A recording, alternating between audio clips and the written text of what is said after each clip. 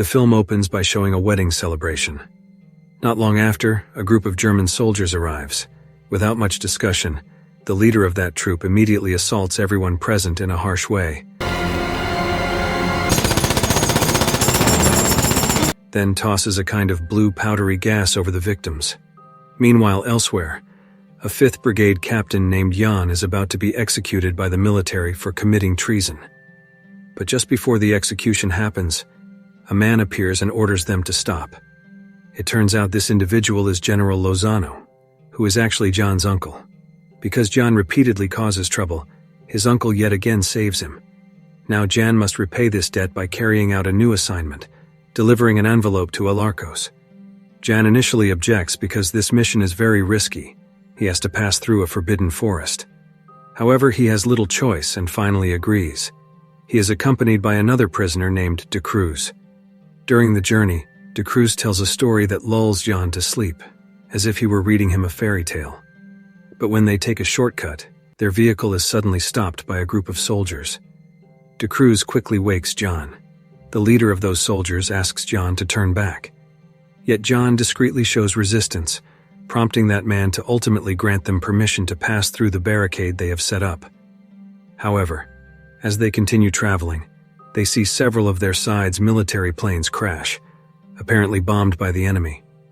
Feeling concerned, John instructs De Cruz to pick up their fellow troops who landed in the wilderness. Although De Cruz, who seems more like a bookish type, shows reluctance because of a bad feeling about this, he nevertheless complies.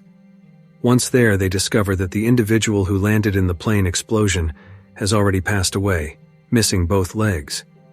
As they are momentarily taken aback, a group of Russian Allied soldiers suddenly ambushes them. Their captain, Sargento, wastes no time in ordering his men to investigate what Jan is carrying. When they find a piece of paper but Jan refuses to explain anything, a man named Mecha threatens to harm De Cruz to make Jan talk. Seeing the danger to De Cruz, Jan doesn't want him to be at risk and pleads for them not to harm De Cruz if he has a family. Because they still have some sense of humanity, they decide against harming De Cruz. Thus, Mecha proposes bringing Jan and De Cruz back to base for further questioning. Just as they prepare to leave, something happens out of sight. A man who had intended to document the dead body is suddenly attacked by the corpse, which is turned into a zombie. Hearing the screams, they halt their departure, and one of the group members named Brodsky rushes to help. Unfortunately, that man dies. Brodsky tries to shoot the zombie until finally Sargento stops it with a shot to the head, but the oddities do not end there. Soon afterward, the man who was documenting everything also reanimates as a zombie. He is quickly dispatched again. Confused about what is happening, they are forced to move faster when they hear gunshots near the camp. And indeed, once they arrive, the camp is in complete chaos. They have no idea what is truly going on. But yet again, there is no time to catch their breath. Several of the fallen soldiers are suddenly reviving as zombies, leaving the survivors overwhelmed with panic as they flee in fear. Ese ya no es tu padre.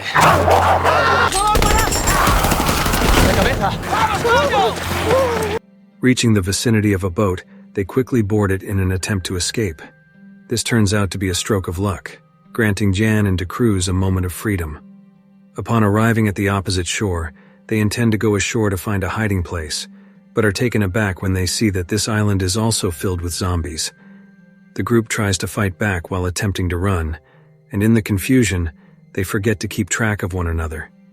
This leads to Brodsky being left behind and resigning himself to a tragic fate when he is overtaken by the zombies. Nightfall arrives as they continue their journey, seeking any form of shelter.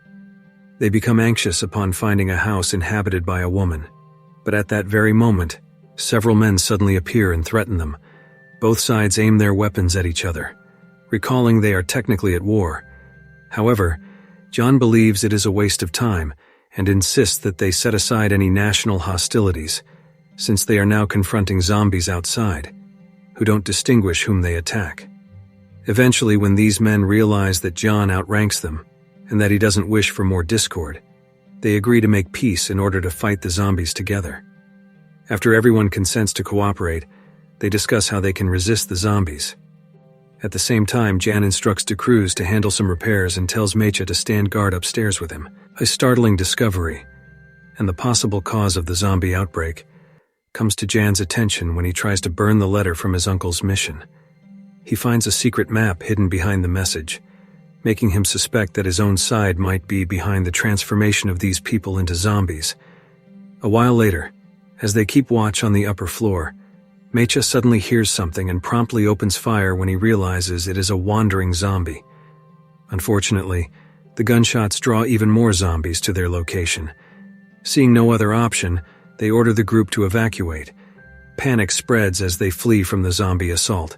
Mecha, however, remains remarkably calm, acting like the perfect soldier.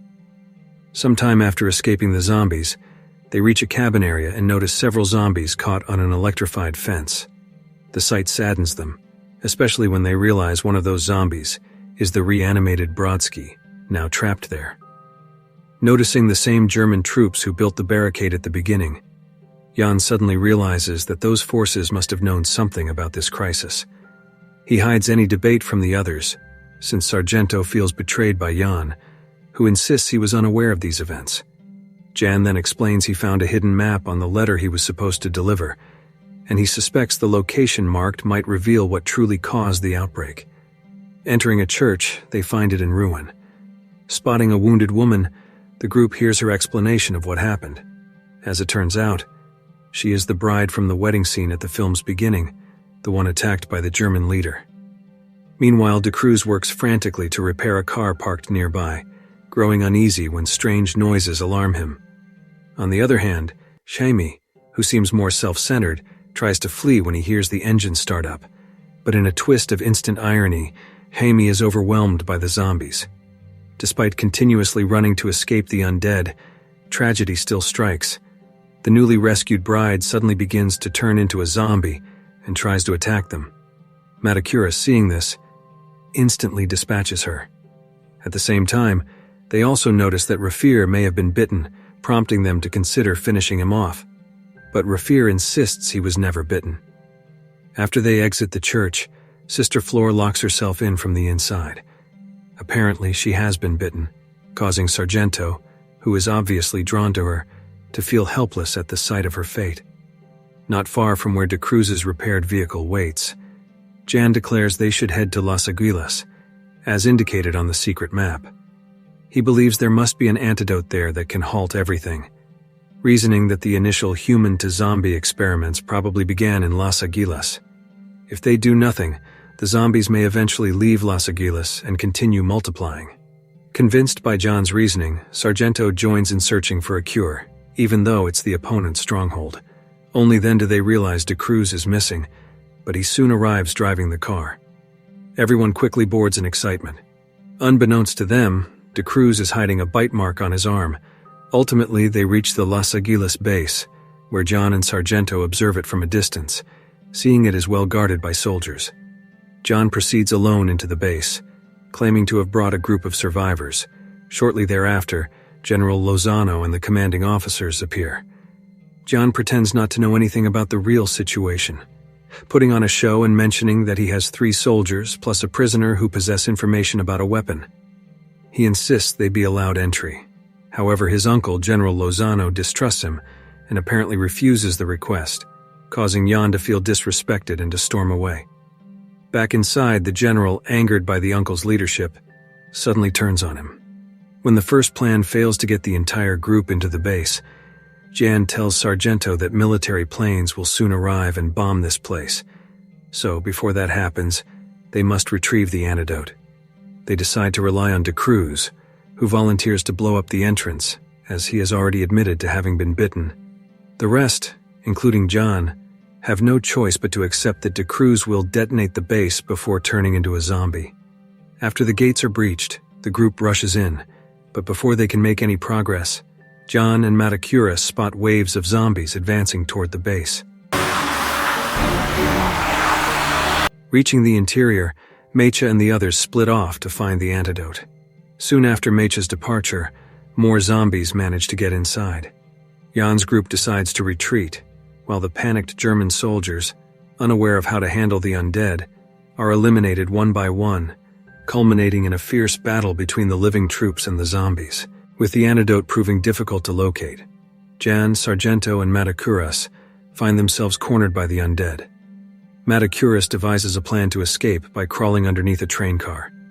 Meanwhile, Jural, having run out of ammunition, makes a dash for a nearby vehicle, only to be surrounded by zombies. Moments later, Mecha appears, forcing both men to hide in the same car. Facing no real way out, they discover explosives in the back. Rather than be overrun by zombies, they decide to blow themselves up, creating a large explosion that also takes out numerous zombies. At last, John, Matacuras, and Sargento make it to the laboratory.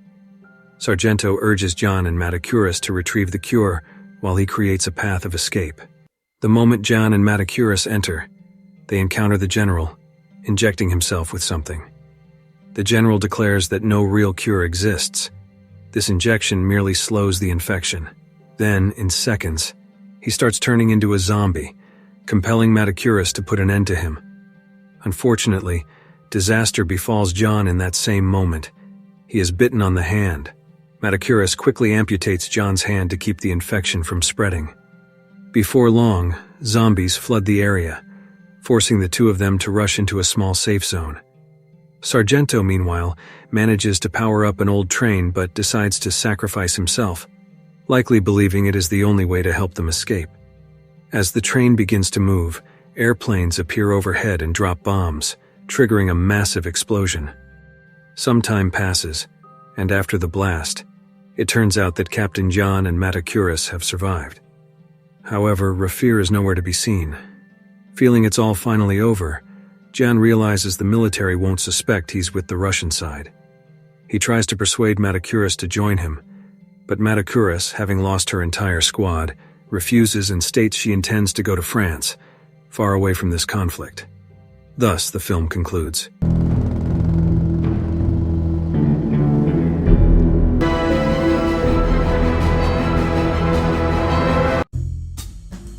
If you like this video, don't forget to subscribe. Because by subscribing, you have supported me to make better videos. See you in the next video.